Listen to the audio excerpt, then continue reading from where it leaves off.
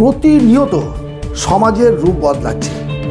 আজকে যেটাকে আপনি মনে করছেন সহজ, যে মানুষটাকে দেখে আপনার মনে হচ্ছে সহজ, দেখবেন কিছুদিন পরে সেই মানুষটার মধ্যে এমন একটা পরিবর্তন যে আপনি নিজেই অবাক হয়ে যাচ্ছে। এই সমাজে টিকে থাকতে গেলে প্রথমে আপনাকে যেটা করতে হবে, আপনার নিজের ক্ষমতাটাকে বাড়াতে হবে।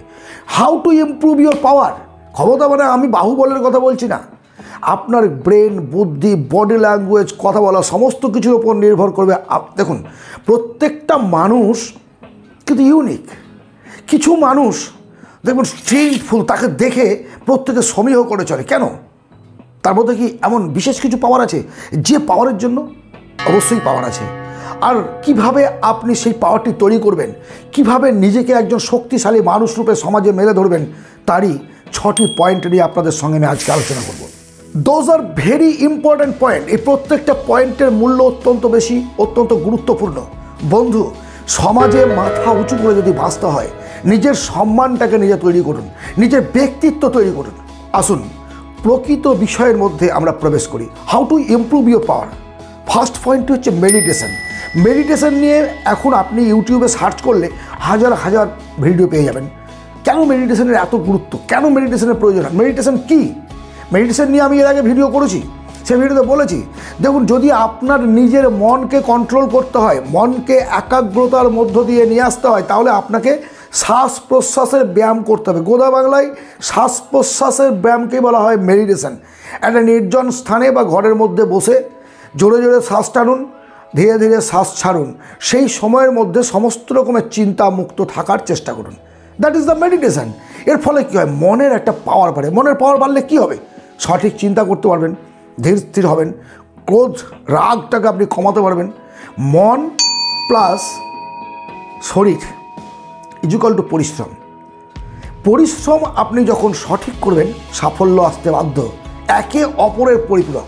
মন, শরীর, পরিশ্রম এবং সাফল্য একে অপরের পরিপূরক, এবং এই 4টি হচ্ছে মূল ধাপ। সেই কারণে আপনাকে প্রতিদিন অন্তত 15 মিনিট মেডিটেশন করতেই হবে। সেকেন্ড ইম্পর্টেন্ট পয়েন্ট, পজিটিভ চিন্তা করুন। পজিটিভ চিন্তার উপরে প্রত্যেকটা লেখক, প্রত্যেকটা মোটিভেশন স্পিকার অত্যন্ত বেশি গুরুত্ব দেয়। কারণটা কি বলুন তো? কারণটা হচ্ছে আমাদের থিঙ্কিং, পাওয়ার অফ থিঙ্কিংয়ে কোথায় বলে, যেটা আমরা চিন্তা করি সেই অনুরূপভাবেই কিন্তু আমাদের শরীর এবং মন কাজ করতে প্রস্তুত হয়। আমি যদি সবসময় নাবাচক চিন্তা করি, আমি এটা পারবো না, আমার দ্বারা এটা হবে না, আমার বন্ধু ভালো না, আমার পরিবার ভালো না, আমার সমাজ ভালো না, সমস্ত কিছুতে যদি নেগেটিভ চিন্তা করেন, মনের মধ্যে নাবাচক আপনার রক্তস্রোতের মধ্যে চলতে থাকবে, আপনি কখনো ভালো কিছু দেখতেও পাবেন না, ভালো কিছু করতেও পারবেন না। আজ এই মুহূর্ত থেকে নিজেকে পজিটিভ চিন্তার মধ্যে নিয়ে আসুন। প্রত্যেকটা কথা হ্যাঁবাচক শব্দ ব্যবহার করুন। আমি পারবো, পারতে পাকা হবেই, এই ধরনের চিন্তা ভাবনা। কিভাবে পারবেন সেটা চিন্তা করুন। আজ থেকে না কোনো রকম নাবাচক চিন্তা করবেন না, আমার দ্বারা হবে না বা ও লোকটা ভালো না। প্রতিটা মানুষের কিছু ভালো গুণ আছে, আপনি তার খারাপ গুণটা দেখছেন, এটা নেগেটিভ চিন্তা। তার পজিটিভ চিন্তা করে তার ভালো দিকটা দেখুন, তার তো কিছু ভালো লক্ষণ আছে, তার ভালো দিক আছে, সে ভালো দিকটার প্রতি আপনি ফোকাস দিন। পজিটিভ চিন্তার পাওয়ারটাই এতটাই যে এই ইউনিভার্স আপনি যেমনটা চিন্তা করবেন অনুরূপভাবেই সেটা আপনার কাছে ফিরে আসবে। থার্ড পয়েন্ট, ভালো বন্ধু।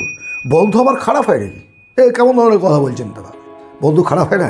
আপনি নিজেকে প্রশ্ন করুন তো। প্রত্যেকটা বন্ধু কি আপনার নিজের বন্ধুর কথা ভাবুন, প্রত্যেকটা বন্ধুই আপনার ভালো। দেখবেন একটা বন্ধু আপনি খারাপ কিছু করলে আপনাকে বাধা দেয়, বলে এটা অন্যায়। আর একটা বন্ধু খারাপ করতে উৎসাহিত করে, না ঠিক করছিস, মদ খাচ্ছিস ঠিক করছিস, সিগারেট খাচ্ছিস ঠিক করছিস, আবার দিস, ভাগ করে করে খাবো, বাহ। এগুলো বন্ধু আছে। ভালো এবং খারাপ বন্ধু আপনি নিজেও চিনতে পারবেন। ভালো বন্ধু আপনি চিনবেন কী করে? সমমনের। আপনি যে ধরনের উন্নত মস্তিষ্কের, এই যে ইউটিউবটা দেখছেন, মানে আপনি চান জীবনে উন্নতি করতে। যারা জীবনে উন্নতি করতে চায়, যারা কর্মোদ্যম, সমালোচক নয়, যারা নিজেদের জীবনটাকে গঠন করার জন্য কঠোর পরিশ্রম করে, অযথা অপ্রয়োজনে কোনো রকমভাবে আড্ডা মারে না, সময়ের অপচয় করে না, গুরুজনদের সম্মান দিতে পারে, ছোটদের ভালোবাসতে পারে, আপনি তাদের সঙ্গে বন্ধুত্ব করুন। তারা আপনার সঠিক বন্ধু। এটাই বন্ধু চেনার নিয়ম। আরও একটা নিয়ম, আপনার সঙ্গে বিপদে যে থাকবে, আনন্দের দিনে তো আপনি হাজার হাজার লোককে নেমন্তন্ন করে খাওয়াতে পারবেন। হসপিটালের বেডে যখন ঘুমায়, অসুস্থ হয়ে যায়, তখন কজন সঙ্গে যায়?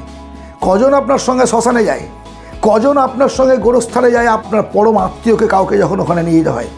আপনার বিপদে যাকে আপনি পাশে পাবেন, যাকে শ্মশানে পাবেন, গোরস্থানে পাবেন, যাকে হসপিটালে আইনের জায়গায় পাবেন, যাকে আপনি পাবেন আপনার রাত 12টা 1টার বিপদে, সে আপনার বন্ধু, সে আপনার বন্ধু। চতুর্থ পয়েন্ট, নিজের ওপর ভরসা রাখুন। আমি বহু ভিডিওতে বলেছি বন্ধু থাকবে, বাট এই নয় যে আপনি 100% ডিপেন্ডেবল হয়ে যাবেন একটা অন্যের ওপরে, না, কখনো না, ভুল করো না। নিজের ওপরে ভরসা রাখুন। আত্মনির্ভরশীলতা আসবে কী করে? আপনার যে দুর্বল পয়েন্টগুলো আছে সেটা কি আমি জানি না অন্য কেউ জানে? একমাত্র আপনি জানেন। আপনার কোন কোন জায়গায় বেশি দুর্বলতা আছে, সেই জায়গাগুলোকে সবল করতে হবে। সবল কীভাবে করবেন সেটাও আপনি জানেন।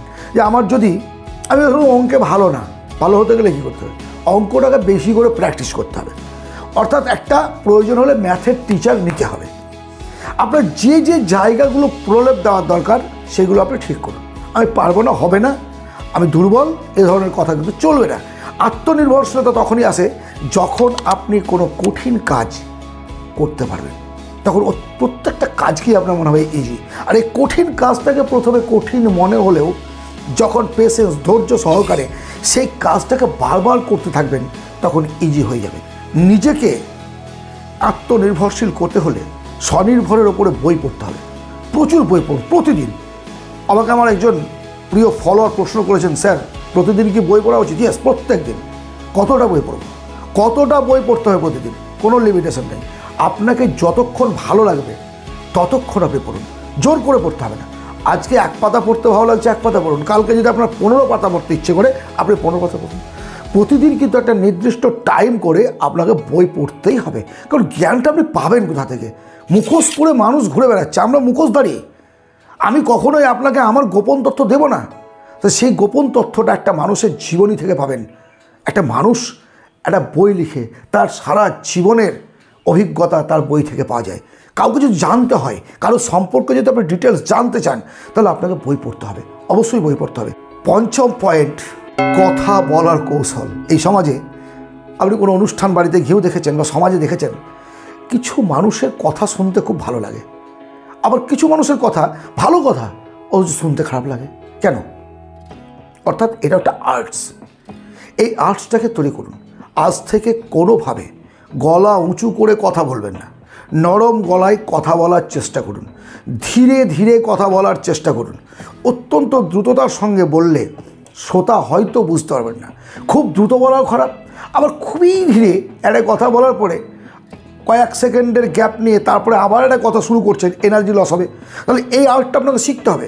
বললাম, ধীর স্থির শান্ত সাবলীলভাবে যেটা স্পিড রাখার দরকার সেই অনুযায়ী কথা বলুন। এটা কিন্তু খুবই গুরুত্বপূর্ণ। এই 6টা পয়েন্টের মধ্যে লাস্ট পয়েন্ট দুটো, এই 5 নম্বর পয়েন্টটি এবং লাস্ট পয়েন্ট হচ্ছে 6 নম্বর পয়েন্ট, বডি ল্যাঙ্গুয়েজ। প্রত্যেকটা মানুষের ব্যক্তিত্বের পাওয়ার তার প্রকাশ পায় তার বডি ল্যাঙ্গুয়েজের উপর। 50% নির্ভর করে।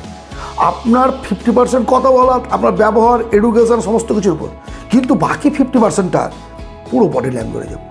কারণ একটা ছেলে, বাইরের একটা ছেলে আমার এলাকায় এসছে, তাকে দেখে অন্যান্যরা দেখছে নায়কের মতো চালচলন, সুন্দর চেহারা, মানে আর্টিফিশিয়াল। আমি তো আপনার এই মুখে মুখশ্রী ঈশ্বর যেটা দিয়েছেন সেটার উপরে কিন্তু আমি বলছি না, কিন্তু তার যে বডিটা, তার যে গঠনটা এত সুন্দর যে প্রত্যেকটা মানুষকে দেখতে হচ্ছে।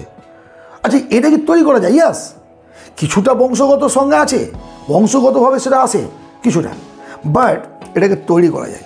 কীভাবে তৈরি করবেন? কখনো কাঁধ সামনের দিকে ঝুঁকিয়ে কথা বলবেন, যতটা পারবেন কাঁধটা একটুখানি পেছন দিকে হেলিয়ে সামনের দিকে, সিদ্ধারা সোজা করে দাঁড়ান, পিঠ উঁচু করে, বুক উঁচু করে দাঁড়ান, পিঠ সোজা করে দাঁড়ান। যখন কারোর সঙ্গে কথা বলবেন, হাতটাকে এভাবে পেছন দিকে গুটিয়ে কথা বলবেন না, বা পকেটে হাত বলে কথা বলবেন না। মুখে স্মাইল রাখুন, মৃদু হাসি, কৃত্রিম নয়, এটা আন্তরিক হাসি থাকবে, সেটার মধ্যে আন্তরিকতা থাকবে।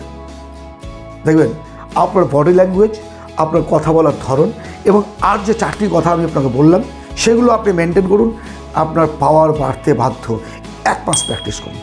1 মাস প্র্যাকটিস করার পর আমাকে জানাবেন যে আপনার পাওয়ার বাড়লো কিনা। পাওয়ারটা তো এটাই রে ভাই। পাওয়ার কি? পাওয়ার কি আকাশ থেকে, চাঁদ থেকে পেরে পকেটে ভরে নিয়ে শক্তি দেখো? না না টর্চ জেলে রাস্তায় ঘুরে বসে, না পাওয়ার নিজের পাওয়ার নিজেকে প্রকাশ করতে হবে। আজকে 6 ভোল্ট আছেন, কালকে যেন 38 ভোল্ট হয়, সংকল্প করুন। যদি আজকের আলোচনা ভালো লাগে একটা লাইক সাবস্ক্রাইব করবেন। পরবর্তী ভিডিওতে আবার কথা হবে। ভালো থাকবেন, আনন্দে থাকবেন, সুখে থাকবেন।